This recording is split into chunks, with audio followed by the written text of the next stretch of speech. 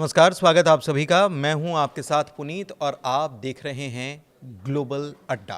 Global अड्डा में हम इंटरनेशनल खबरें जो हैं वो आप तक पहुंचाते हैं। कहां क्या चल रहा है इसकी एक एक जानकारी आप तक हम पहुंचाने का काम करते हैं। तो उत्तर कोरिया से इस बार खबर आई है। उत्तर कोरिया ने एक बार फिर से अपने कट्टर दुश्मन अमेरिका की टेंशन बढ़ाने का काम किया है, उसकी पेशानी पर बल ला दिया है।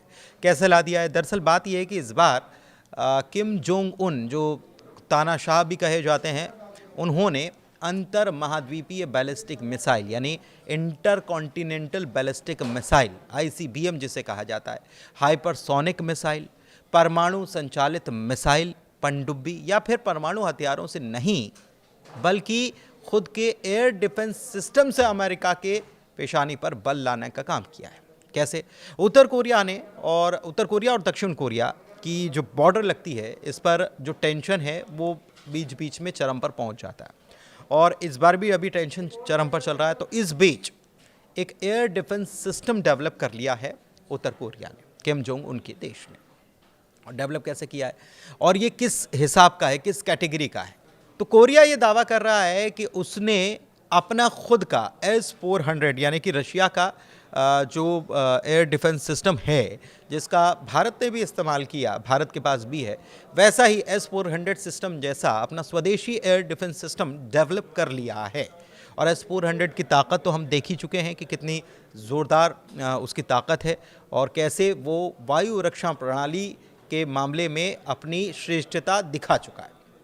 बाकायदा इसकी जानकारी कोरियन सेंट्रल न्यूज़ एजेंसी, जिसे KCNA कहा जाता है, उसने दी है। उत्तर कोरिया ने बाकायदा इसको लेकर अपने 2 नए एयर डिफेंस सिस्टम का परीक्षण भी किया है और शनिवार को ही किया है।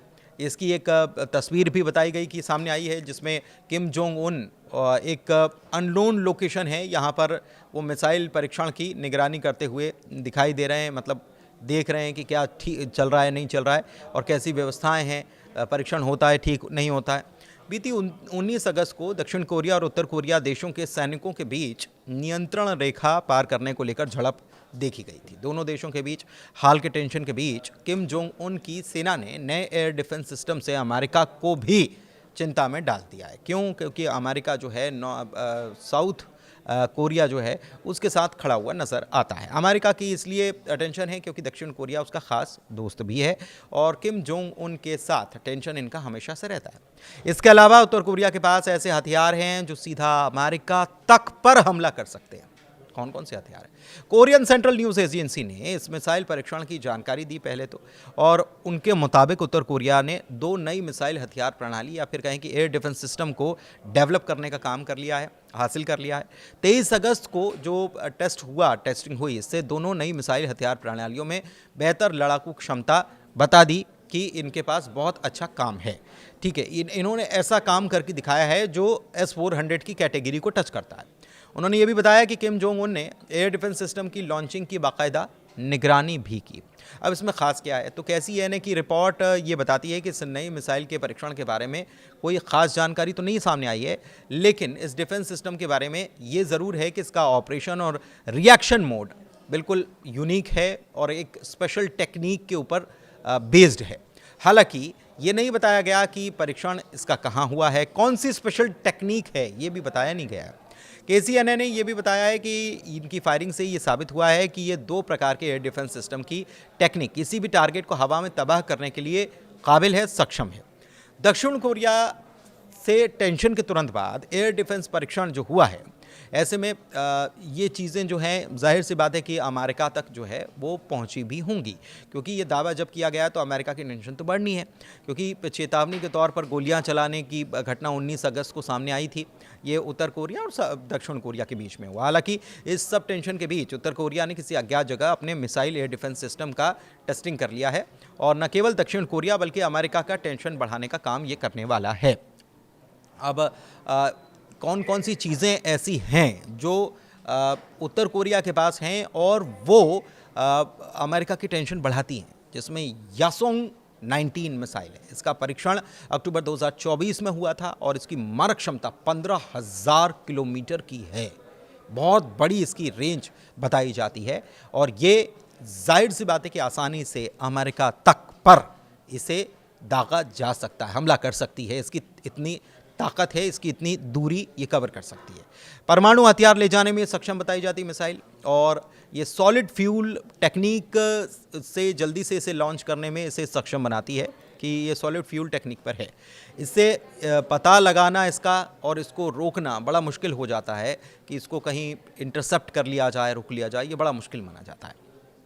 इसके अलावा हाइपरसोनिक मिसाइल है ही सही, कई सारी हाइपरसोनिक मिसाइल कोरिया डेवलप कर चुका है, और ये साउंड की जो गति है उससे 5 गुना तेज़ गति से 1000 किलोमीटर की दूरी तय कर पाती है।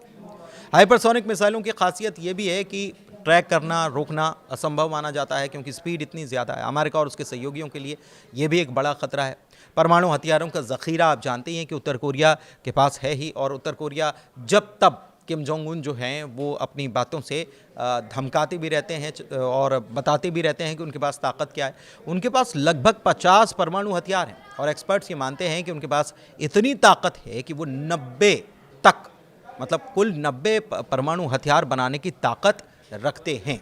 तो ऐसे में आपको क्या लगता है कि उत्तर कोरिया का ये नया एयर डिफेंस सिस्टम जो डेवलप इन्होंने किया है, या जिसका ये दावा कर रहे हैं कि S-400 के इक्विवेलेंट है, उसके बराबर है, तो क्या ये वाकई में अमेरिका के लिए कोई गंभीर खतरा है, या फिर ये साउथ कोरिया के साथ जो उनका अक्सर कॉन्फ्लिक्ट या तनातनी देखने को मिलती है उसके ज़रिए उसके लिए ये खतरा है, या अपनी सेफ्टी के लिए बनाया गया है, या फिर एक चीज़ और है। क्योंकि हाल ही में ईरान की तरफ से रक्षा मंत्री जो हैं उनकी तरफ से एक बात कही गई, उन्होंने कहा है कि हम कुछ मुल्क ऐसे हैं जहां पर अपनी चीज़ें डेवलप कर रहे हैं, मतलब वहां तैयार कर रहे हैं, हथियारों के बारे में उन्होंने कहा, और उन्होंने कहा कि बहुत जल्द इसका पता चलेगा।